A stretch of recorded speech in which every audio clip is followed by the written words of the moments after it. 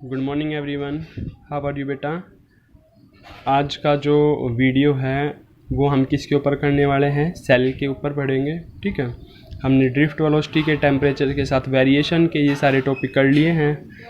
Light का बेटा आपको पता है प्रॉब्लम थी लाइट की 2 दिन से, बहुत ज़्यादा इश्यू बढ़ने लग रहा है, तो उसके कारण मेरे को आज वीडियो दोबारा ऐसे बनानी पड़ रही है। ठीक है, कोई बात नहीं इसमें कोई दिक्कत नहीं आएगी वैसे आपको। तो आज का हम टॉपिक स्टार्ट करते हैं बेटा, किसका है, सेल का। ठीक है, हम किसकी बात करेंगे, सेल की। पहले हमारे पास जो ये सेल का था पूरा टॉपिक था बेटा, इसकी कंस्ट्रक्शन, वर्किंग वगैरह, कैसे अंदर बाहर जो भी सिस्टम था ना इसका। ठीक है, इनसाइड क्या होगा, आउटसाइड क्या होगा। लेकिन फ़िलहाल हमें क्या याद रखना है कि सिर्फ और सिर्फ हम किसकी बात करेंगे, सेल के और कॉम्बिनेशन की। क्लियर है। रजिस्टेंस हमारा सिलेबस से हटा दिया है, resistance in series, resistance in parallel. Clear है बेटा। ठीक है, जो हमारा था वो कलर कोडिंग, ये सारे आप जो नया पैटर्न हमारा आया था उसके अकॉर्डिंग ये हटा दिए गए हैं सिलेबस से हैं। तो हमारा इस फर्स्ट पार्ट का मैंने बताया था सेकंड यूनिट के अंदर 2 पार्ट हैं, उसमें से जो फर्स्ट पार्ट है, फर्स्ट पार्ट का लास्ट टॉपिक हमारा किसका है, सेल का है। ओके, ठीक है। तो हम बेटा किसको स्टार्ट करते हैं, आज सेल के बारे में स्टार्ट करते हैं। ठीक है, सेल होता क्या है घरों के अंदर भी आपने सेल देख रखे हैं। सेल क्या होता है, जो एनर्जी कन्वर्टर, ये क्या करता है, ये हमारी जो केमिकल, जो हमारी क्या करेगा, ये हमारे, हम देखते हैं कि केमिकल एनर्जी को कन्वर्ट कर देगा किसके अंदर, इलेक्ट्रिकल एनर्जी के अंदर। क्लियर है बात। ठीक है, इसके अंदर हम क्या देखेंगे, chemical energy is converted into electrical energy. Okay, तो अब बेटा मैं पर थोड़ा सा आपको डीप में बताऊंगा जो इसकी कंस्ट्रक्शन है आपको, मतलब ये हमारा पेपर का पॉइंट ऑफ व्यू नहीं है, मैं आपको जल्दी जल्दी बताऊंगा। केमिस्ट्री के अंदर आपने पढ़ा भी होगा सेल के बारे में, मैं फिजिक्स के अकॉर्डिंग आपको बता दूंगा। क्लियर है बात। ठीक है, अब बात हम किसकी करेंगे बेटा, कि सपोज करो मैं बात करने लग रहा हूँ सेल के अंदर, हम किसकी बात करेंगे, सेल के बारे में थोड़ा सा बता दूँ आपको। क्लियर है बात। ठीक है, ताकि आपको पता लग जाएगा कि हम किसको इंटरनल रेजिस्टेंस, किसको एक्सटर्नल, किसको कैसे क्या चीज़ करते हैं। इसलिए मैं आपको सारी चीज़ें बताऊँगा, क्योंकि इसके सेकंड पार्ट के अंदर भी ये चीज़ें आपको डिस्टर्ब करेंगी अदरवाइज। ओके, चलो बेटा हम स्टार्ट करते हैं। सबसे पहले मैं बात करता हूँ कि हमारे पास क्या होता है, सॉल्यूशन होता है। ठीक है, सपोज करो मैं बात करने लग रहा हूँ H2SO4 और ये हमारे पास क्या है, ZnSO4।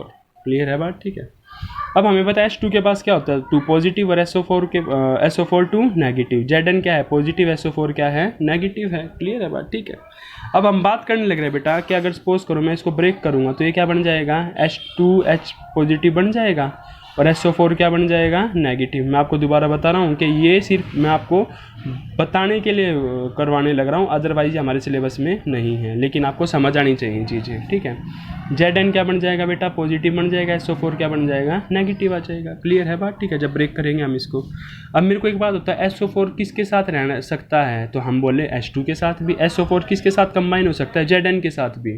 क्लियर है बात। ठीक है, अब मैं आपको कहने लग रहा हूँ कि फिर किसके साथ प्रेफर करेगा SO4 रहना, Zn के साथ है, H2 के साथ। ठीक है, तो हम क्या चीज़ ऑब्जर्व करेंगे बेटा कि जो SO4 है ना वो कहाँ रहना पसंद करेगा, जहाँ मोर स्टेबल होगा, जहाँ कैसा होगा, मोर स्टेबल। ठीक है, अगर मैं H2SO4 की एनर्जी बोलता हूँ तो मैं बोलने लग रहा हूँ -20। क्लियर है बात। अगर ZnSO4 की बोल रहा हूँ तो कितनी बोल रहा हूँ, -30। क्लियर है बात। ठीक है, अब ये बताओ इन दोनों में कौन सा ज़्यादा स्टेबल है, कौन सा ज़्यादा स्टेबल है। तो आप क्या बोले कि सर ये ZnSO4 ज़्यादा स्टेबल है। क्यों, क्योंकि अगर इसको हमें ब्रेक करना है तो हमें इसको कितनी एनर्जी देनी पड़ेगी, +30। जब जाके कितना बनेगा, ये 0 बन जाएगा, ब्रेक हो जाएगा। और अगर हमें H2SO4 को ब्रेक करना तो सिर्फ और सिर्फ कितनी एनर्जी देनी पड़ेगी, 20 देनी पड़ेगी, 0 बन जाएगी। क्लियर है बात। ठीक है, तो हमें किसको ज़्यादा एनर्जी देनी पड़ रही है, ZnSO4 को एज़ कम्पेयर टू H2SO4। मैं सिर्फ आपको ये बताना चाह रहा हूँ कि SO4 किसके साथ कंबाइन होना चाहेगा, H2 के साथ या Zn के साथ। तो हम क्या बोलेंगे, Zn के साथ। ठीक है, क्योंकि जब हम इसको इतनी ज़्यादा एनर्जी देंगे तब ये ब्रेक होगा, और इस केस में कम एनर्जी मिलती ब्रेक हो जाएगा। तो SO4 क्या बोलेगा, मैं मोर स्टेबल होना चाहता हूँ। अगर मोर स्टेबल होना चाहता है तो वो किसके साथ रहेगा बेटा, तो हम बोलेंगे किसके साथ कंबाइन रहेगा, वो Zn के साथ। क्लियर है बात। ठीक है, हम किसकी बात करने लग रहे हैं, सेल की। इसलिए मैंने अभी आपको ये टॉपिक बताए हैं, क्यों बताए हैं अभी आपको पता लग जाएगा यहाँ पे। क्लियर है, हमने बेटा एक सॉल्यूशन लिया। ठीक है, किसका सॉल्यूशन लिया, H2SO4 का कंसीडर कर लें। ठीक है, ये सॉल्यूशन लिया हमने किसका, H2SO4 का। ठीक है, ये सॉल्यूशन हमारे पास इलेक्ट्रोलाइट, ये क्या इलेक्ट्रोलाइट, केमिस्ट्री का कंसेप्ट है, मैं फिजिक्स के अकॉर्डिंग बताऊंगा आपको। ये हमारे पास क्या H2SO4 का सॉल्यूशन है। ठीक है, इसके अंदर हमने किसको डाल दिया बेटा, जिंक रोड को। किसको डाल दिया, जिंक रोड को। क्लियर है बात, ठीक है। किसको डाल दिया हमने इसके अंदर, जिंक रोड को डिप कर दिया, ठीक है। अब जिंक रोड को जब हमने इसके अंदर डिप किया, जिंक रोड को हमने क्या कर दिया, इसके अंदर डिप कर दिया। जिंक रोड जैसे ही इसके अंदर डिप करेंगे तो उस केस के अंदर आप क्या चीज़ ऑब्जर्व करोगे कि यहाँ H2SO4 है, क्या है, H2SO4 का इलेक्ट्रोलाइट सॉल्यूशन है, ठीक है। अभी की बात बताना, H2SO4 है, हमने वाटर के साथ क्या कर रखा है, वाटर के साथ कंबाइन करके इसको मिक्स कर रखा है। हमें पता है फोर्स का फॉर्मूला क्या होता है, K Q1 बाई में R², ठीक है। और K क्या था, 1/4 पाई एप्सिलॉन नॉट, क्लियर है बात, ठीक है। और एप्सिलॉन नॉट की जगह हमने नीचे डाइलेक्ट्रिक कांस्टेंट का यूज़ भी किया था, आपको ध्यान होगा, क्या एप्सिलॉन नॉट किसके बराबर था, एप्सिलॉन मीडियम इनटू में K के बराबर। डाइलेक्ट्रिक कांस्टेंट जितना ज़्यादा फोर्स उतना कम, क्लियर है बात। और वाटर का डाइलेक्ट्रिक कांस्टेंट बेटा कितना होता है, डाइलेक्ट्रिक कांस्टेंट होता है वाटर का 81, इतना ज़्यादा, तो वो क्या कर देगा, H2 को अलग कर देगा, SO4 को अलग कर देगा। भाई जब डाइलेक्ट्रिक कांस्टेंट ज़्यादा तो फोर्स कैसा हो जाएगा, वीक हो जाएगा। फोर्स वीक होते हैं हम क्या बोलेंगे, H2 हो गया अलग, SO4 हो गया अलग, क्लियर है बात, ठीक है। तो H2 क्या बन गया, H2 पॉजिटिव हो गया अलग, SO4 नेगेटिव हो गया अलग। अब SO4 हो गया अलग, H2 हो गया अलग। अब मैंने आपको बताया था SO4 किसके साथ रहना पसंद करता है, H2 के साथ या जिंक के साथ। अब SO4 हो गया सेपरेट, क्लियर है बात। सॉल्यूशन में जैसे वाटर डाल रखा हमने इसके अंदर, तो हम क्या बोलेंगे, डाइलेक्ट्रिक कांस्टेंट ज़्यादा, फोर्स हो गया वीक, फोर्स वीक होते ही H2 हो गया अलग, SO4 हो गया अलग। SO4 किसके साथ रहना पसंद करेगा, तो हम बोलेंगे SO4 मोर स्टेबल रहना पसंद करेगा, तो वो किसकी तरफ जाना पसंद करेगा, जिंक की तरफ। ये बात समझ आती है, किसकी तरफ मूव कर जाएगा बेटा, वो जिंक की तरफ मूव करेगा। जिंक की तरफ मूव करेगा या नहीं करेगा, तो हम बोलेंगे नहीं करेगा। क्यों नहीं करेगा, एक तो H2 है और एक SO4 है और एक जिंक है, तो जिंक की तरफ तो ये कब जाएगा, जब जिंक भी कैसा बन जाएगा, 2 पॉजिटिव बनेगा। ये बात समझ आती है, जिंक कैसा बन जाएगा बेटा, 2 पॉजिटिव बनेगा, तभी तो जाएगा। चार्ज के ऊपर तो फोर्स लगाएगा, ये बात समझ आ रही है, जिंक के ऊपर थोड़ा लगाएगा, ये तो न्यूट्रल है, ठीक है। अब हमें जिंक को बनाना है पॉजिटिव, तभी तो SO4 नेगेटिव इसकी तरफ जाएगा, क्लियर है बात। जिंक को क्या बनाना, हमें पॉजिटिव बनाना है। जिंक को पॉजिटिव बनाने के लिए हमने क्या किया, यहाँ पे कॉपर की प्लेट लगा दी, क्या लगा दी, कॉपर की प्लेट लगा दी, क्लियर है बात, ठीक है। अब यहाँ इन दोनों का कर दिया कनेक्शन और बीच में क्या लगा दिया, कोई रेजिस्टेंस लगा दिया, ठीक है। कोई भी डिवाइस लगा दिया हमने, बल्ब लगा दिया, ठीक है, कुछ भी लगा लो, हमारा चार्जर लगा दिया, बल्ब लगा दिया, LED लगा दी, ठीक है।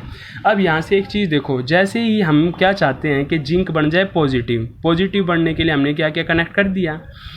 कनेक्ट करते ही हम क्या देखेंगे, SO4 है, ये नेगेटिव किसको क्या कर देगा, पॉजिटिव को नीचे लेके आ जाएगा, पॉजिटिव को नीचे लेके आ गया, और नेगेटिव कहाँ चला जाएगा, एक्सट्रीम पे नेगेटिव चला जाएगा। आपको ध्यान आना इस चीज़ का, सिर्फ पोलराइजेशन हुआ है, इस नेगेटिव ने जितने पॉजिटिव थे नीचे खींच लिए और नेगेटिव को रिपेल करके ऊपर कर दिया। लेकिन नेट चार्ज अब भी कितना है, 0 है बेटा, नेट चार्ज अब भी कितना है, 0 है। ये बात समझ आती है, सिर्फ पोलराइजेशन हुआ है, इस नेगेटिव ने पॉजिटिव को अपनी तरफ अट्रैक्ट कर लिया, तो नेगेटिव कहाँ है, यहाँ है, क्लियर है बात। अब नेगेटिव हम क्या देखेंगे बेटा, नेगेटिव भागेगा, उसको मिल गया कंडक्टर को ऊपर, क्लियर है बात, वायर के साथ हमने कनेक्ट कर दिया। अब नेगेटिव जब ये कॉपर की तरफ चला गया, नेगेटिव कहाँ चला गया, कॉपर की तरफ चला गया। नेगेटिव जाते ही, जैसे ही नेगेटिव जाएगा इसके ऊपर कौन सा आ गया, पॉजिटिव आ गया। पॉजिटिव आते SO4 क्या करेगा, जिंक की तरफ चला जाएगा। SO4 सारे के सारे किसकी तरफ जाने लग रहे हैं, जिंक की तरफ। इट मीन्स SO4 क्या करने लग रहा है बेटा, कहाँ जाने लग रहे हैं, SO4 जिंक की तरफ जाने लग रहे हैं, क्लियर है बात, ठीक है। और यहाँ से हम क्या देख रहे हैं, नेगेटिव यहाँ चला गया, ठीक है।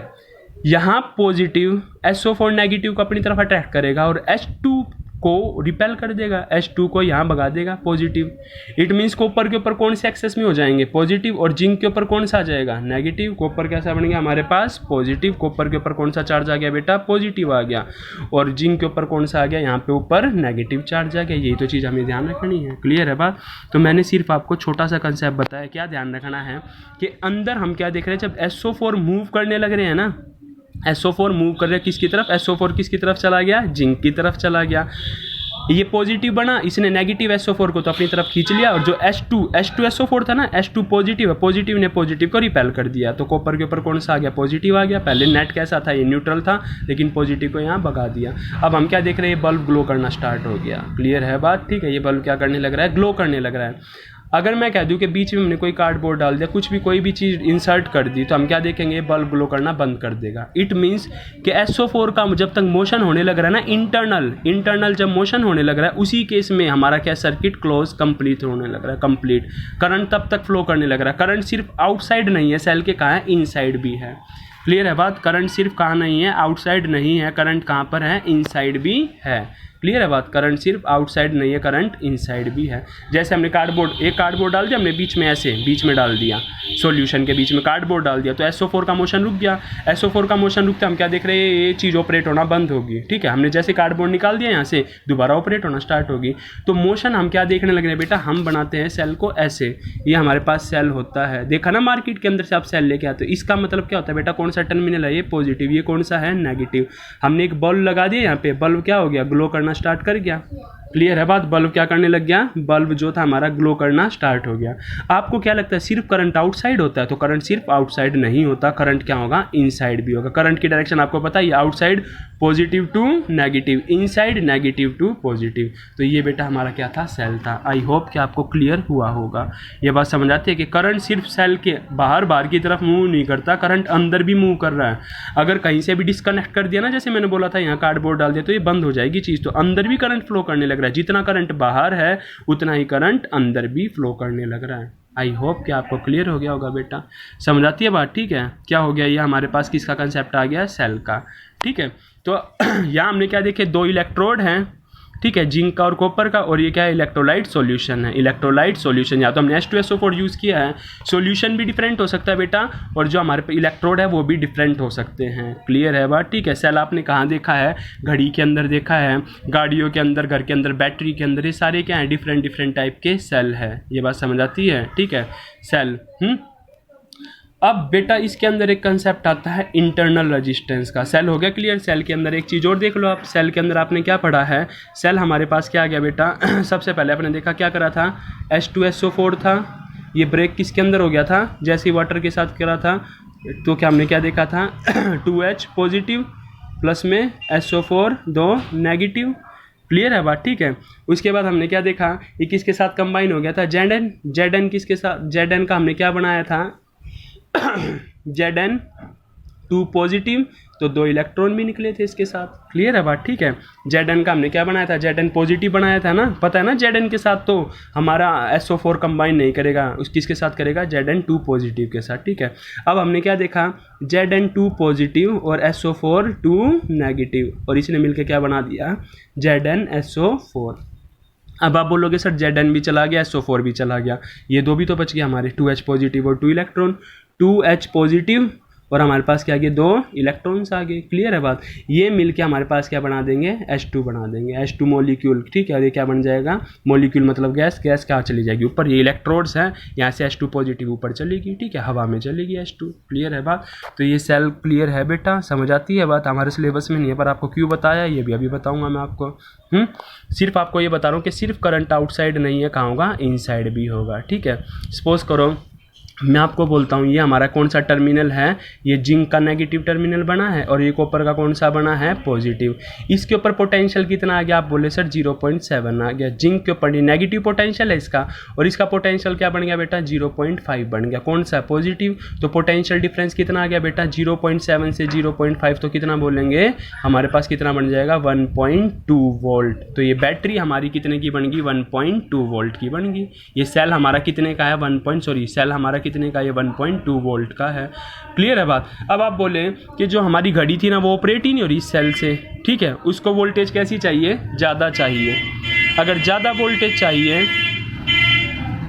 वोल्टेज चाहिए तो उस केस के अंदर हमने क्या किया, अपना इलेक्ट्रोड चेंज कर दिया। हमने कैसा इलेक्ट्रोड लिया, जिसके ऊपर पोटेंशियल कितना आ गया, 0.9 वोल्ट आ गया नेगेटिव। 0.9 से 0.5 प्लस, तो पोटेंशियल डिफरेंस कितना आ गया, बोलोगे 1.4 वोल्ट।